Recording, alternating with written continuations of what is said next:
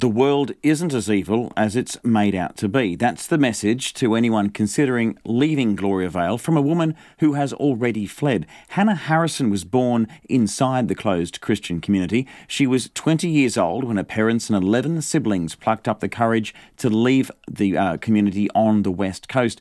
Known then as the Ben Keenan family, they escaped to South Canterbury with next to nothing. Since leaving, Hannah has missed the security of Gloriavale and at times has considered returning. But she's been encouraged by the vital practical and emotional support her family receives to embark on a new life outside. We left with pretty much just the clothes on our backs, and at the time there was maybe one or two families in South Canterbury who had previously left, and we had had a little bit of contact with them. And basically there was one of their friends who said, hey, if you guys want to leave, we'll have a place for you to crash and we'll go and sleep on the lawn in tents so that you can live in our house. Wow. And that was sort of right, there's someone that's offered, so now's the time to do it. But apart from that, I mean, like, these were people that we had never met. Did your parents have any money at all? No. So the day that we went into the bank to set up our new bank accounts, I think my mum had $5 and my dad had $5 in their old bank accounts. So there were no savings kept at all from the time at Gloriavale? So basically what they do is they'll just pass the money through your bank accounts into their charitable trust. Right. And were you or your parents given anything when you left? No, not at all. Gee, so people leaving, I mean, that's a big weight on their shoulders. I mean, of course, it's great having one or two families that you might know, but the fact that you've got to rely on them for pretty much everything with a big family for an indefinite period of time upon leaving, that's got to weigh pretty heavily on them. Yeah, it does. And I think it's not just the physical support, it's all the emotional support that you're needing at the time too, because it's such a huge thing. And so what did you rely on? I mean, obviously staying with another family. Tell us how long you were there with them and what other help from the community was vital at the time. So I think we were there for 5 weeks, and that entire time they were living on their lawn in a tent. Wow. And so basically all the clothing, food, everything you need to set up. So imagine if your house burnt down or you shifted countries with nothing, similar sort of thing. Everything you need to set up a life and a house, you have to rely on from someone else, because at this point you don't even have a job to earn the money to do that. How long did it take your father or your parents to get a job, and yourself? Are you employed? Yeah, so I work at a curtain shop in Timaru.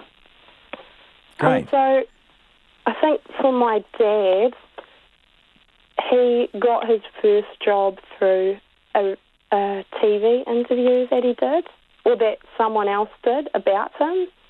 And it just so happened to be that at the time there was someone looking for a dairy farm manager, and they saw this on TV and were like, yeah, we'll get this job. But I think that was still 5 or 6 weeks after we left. Right. So there would have been a lot of questioning at the time, that brave choice to leave. Did you ever second guess that choice? Did you ever want to go back? Oh, yeah, definitely. I think like early on, I know from talking to other people too, the idea of going back at certain times definitely does appeal to you. And I think sometimes like you automatically put the bad things out of your mind and only remember the good things, but then when you actually think about it, hey, it's not as great as it seems. But at times when it gets hard, it does seem like a definite option of maybe I should go back, maybe this wasn't the right thing to do. I mean, it was all you ever knew. You were born there, you grew there. I mean, apart from those people that you would be very close to, close family friends, lifelong friends, is there anything else? I mean, what else is there that you might miss about Gloriavale? Oh, there is a definite amount of security with living there. As far as like financial security, you don't ever have to worry about money, ever, and just like when your whole life you've grown up sort of wearing the same clothes every day, doing the same thing, basically the same thing every day. There's a definite security in that sometimes you do miss that. Yes, well, it's a security once you're there, but I mean, once you're leaving, I mean, do you feel that sort of system is a way of just keeping everyone in? Oh yes, definitely. It's I think, yeah, it's definitely a way of keeping people in and keeping them not questioning what's outside.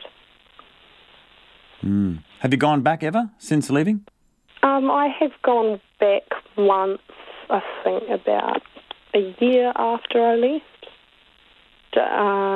Not officially, so I didn't get like an official invite.